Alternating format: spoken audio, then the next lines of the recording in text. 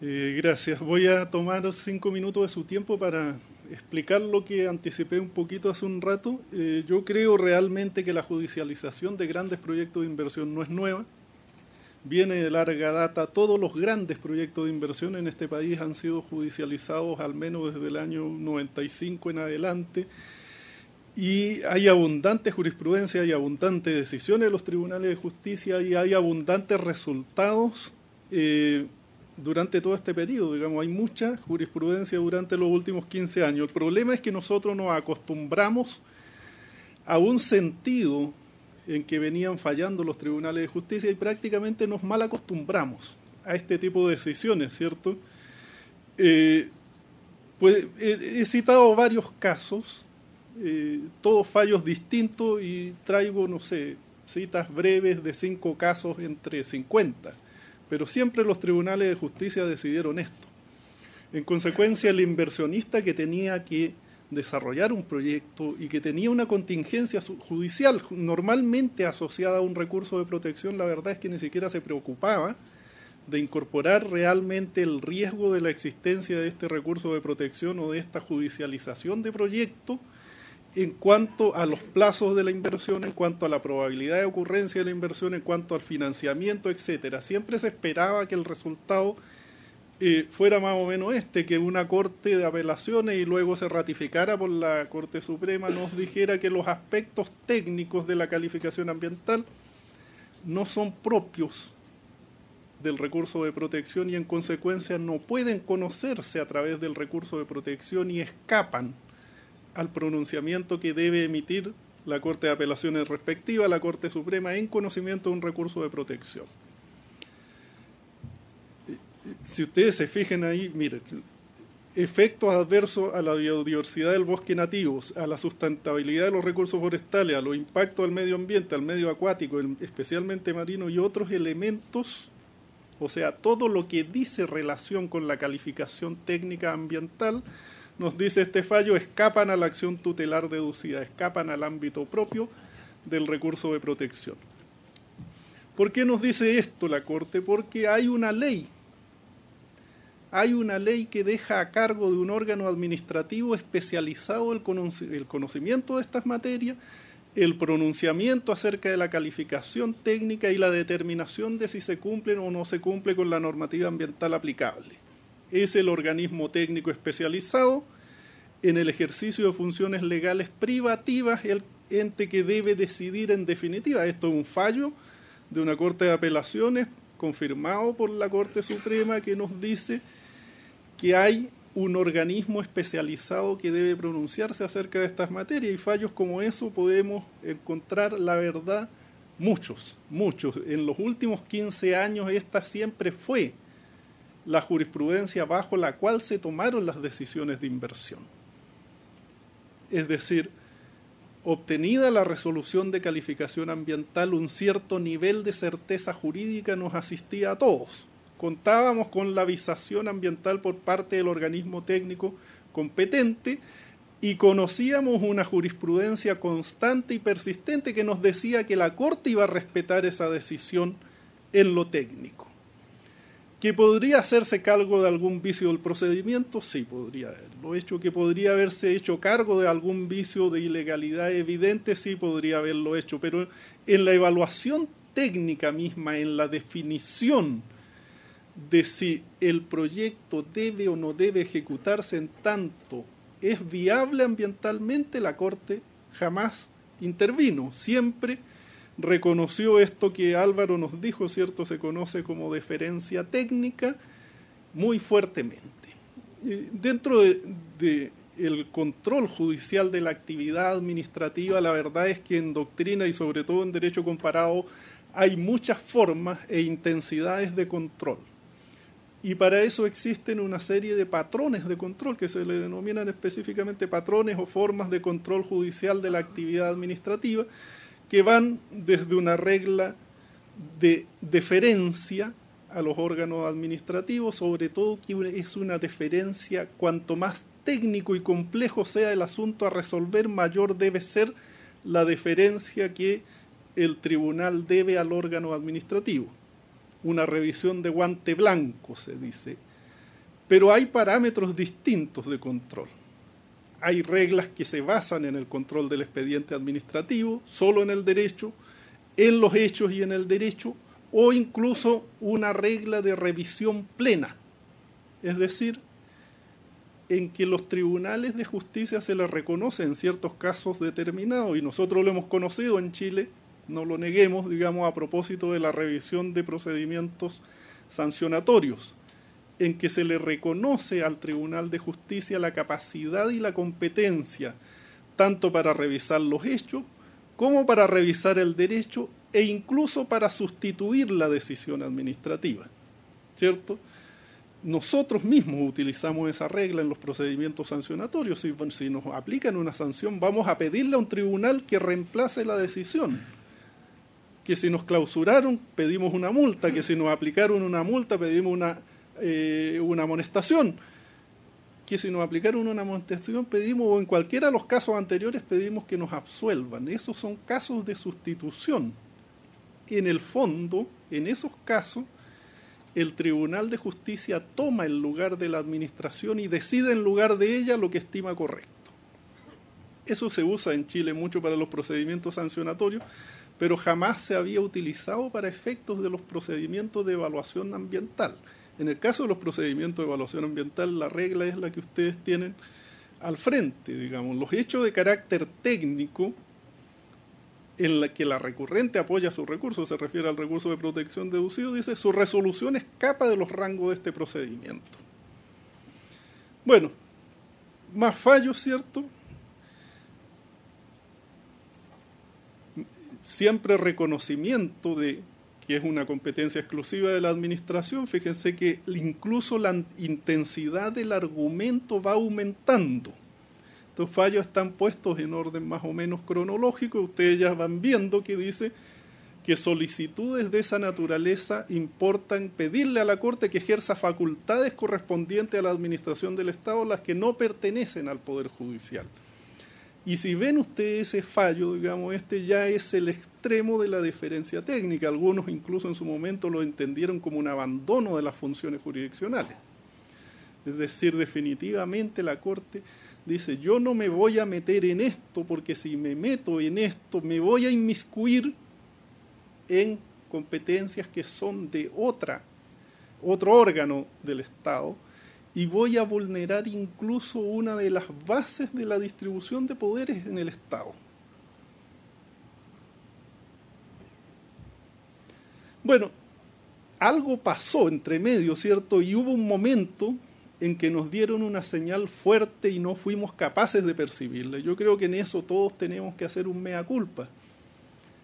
El año 2002 se falló este caso en la Corte de Apelaciones de Santiago. Sin querer entrar al detalle de este caso, se trata de un proyecto de carácter industrial a desarrollarse en la 8ª región. Hoy día está construido, digámoslo, que fue rechazado en su oportunidad por la Comisión Regional del Medio Ambiente, se reclamó administrativamente, se aprobó por el Consejo de Ministros acá en Santiago y se recurrió de protección en la Corte de Apelaciones de Santiago contra la decisión del Consejo de Ministros de la Comisión Nacional del Medio Ambiente. Y ahí se dictó un fallo que, si ustedes se fijan, importa una definición radicalmente distinta a lo que se venía diciendo en los fallos anteriores. Fíjense en lo que dice la Corte acá, dice: los razonamientos que puede emitir una autoridad administrativa son buenos, claro, justifican la decisión, pero no desvirtúan la ilegalidad o arbitrariedad en que se pueda incurrir por la autoridad administrativa, y, por cierto, no inhiben a los tribunales de justicia de calificar o no su pertinencia. Es decir, la Corte nos dice: el Tribunal de Justicia no debe hacer solo una constatación formal de que existen argumentos para adoptar una decisión, sino que puede calificarlos. ¿Y qué va a calificar? Si estos son adecuados o suficientes. Es decir, la Corte lo que nos dice es la Corte, es el Tribunal de Justicia el que va a definir si la decisión de la autoridad está suficientemente fundada, si sus razonamientos son correctos o no. Y eso porque la autoridad dice no tiene facultades que estén exentas del control judicial. corresponde a la Corte corregir esas situaciones en su caso. ¿Qué nos dice? Nada obsta que los tribunales ejerzan sus facultades jurisdiccionales, en este caso de control y revisión. Fíjense que va cambiando los términos, ya no habla de hechos técnicos, no habla de la decisión técnica, no habla de las competencias privativas y exclusivas de los órganos administrativos, sino que señala que el tribunal tiene el derecho de control y revisión respecto de los hechos y el derecho, no se acota al derecho, no dice voy a pronunciarme sobre la legalidad del procedimiento, voy a ver si se infringió o no alguna ley específica, no, también nos dice voy a controlar los hechos, y en la evaluación ambiental los hechos son naturalmente técnicos, son de naturaleza técnica. Y adoptó esta Corte medidas de protección que son propios de la evaluación de impacto ambiental, adoptó medidas de carácter técnico, acogió el recurso, por supuesto, dejó sin efecto la resolución de calificación ambiental y no se conformó con dejarla sin efecto, sino que le señaló a la autoridad qué tenía que hacer. Y entre lo que dijo que tenía que hacer, esto forma parte del fallo del recurso de protección. Esto lo escribió la Corte, esta es una decisión técnica.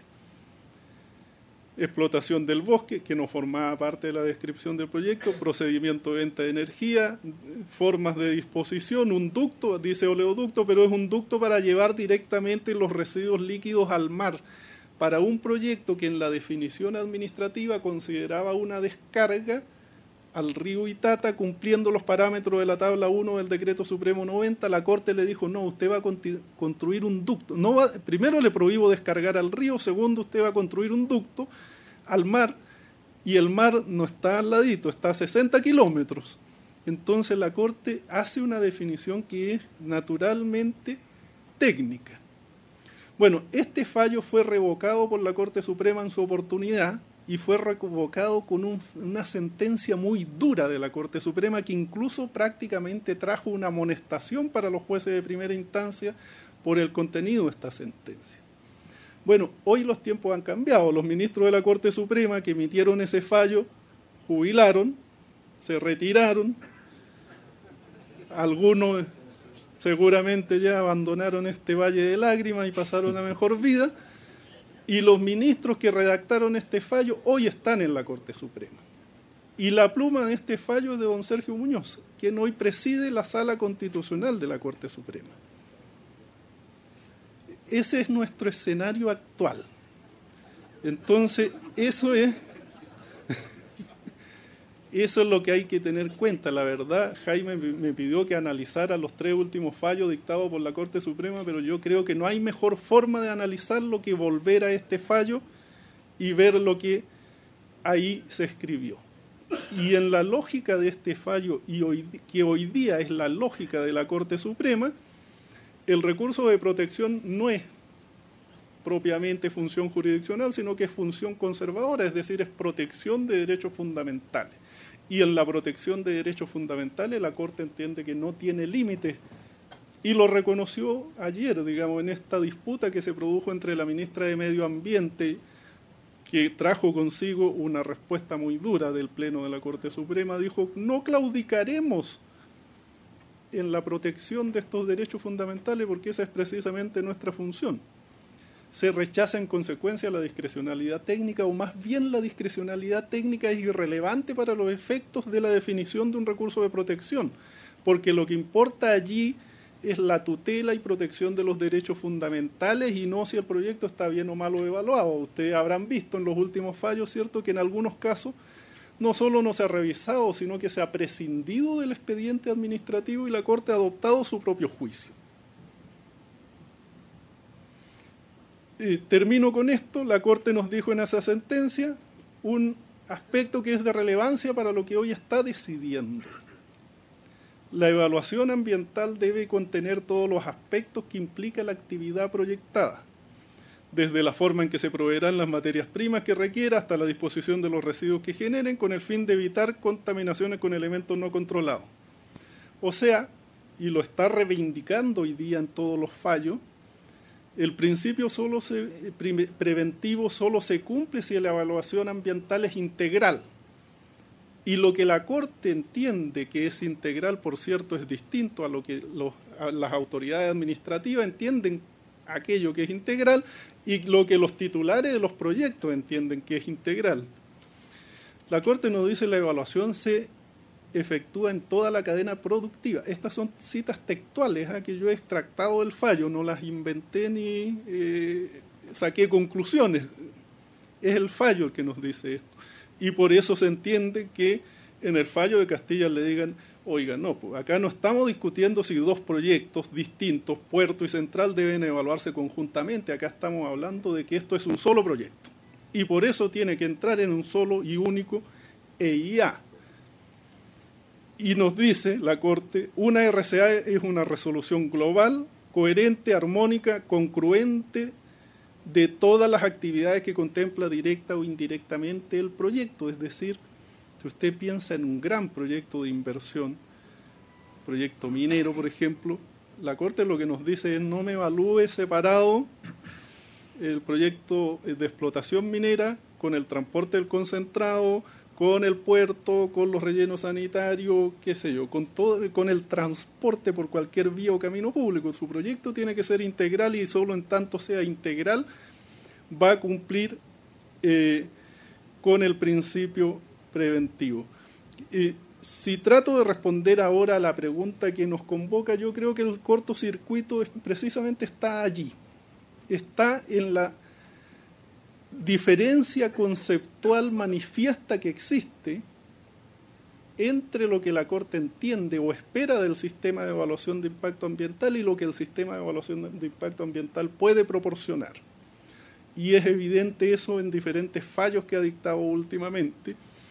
Y yo, la verdad, podemos discutirlo después, no veo que haya posibilidad de convencer a la Corte de que esta cosa la está haciendo mal. Perdemos el tiempo, seríamos muy cándidos de pretender eso, y yo creo que en esta materia y en otras que se pueden comentar, me da la impresión que va a haber que hacer la gran definición de una agenda legislativa para solucionar este tipo de asuntos. Eso es. Gracias, Mario.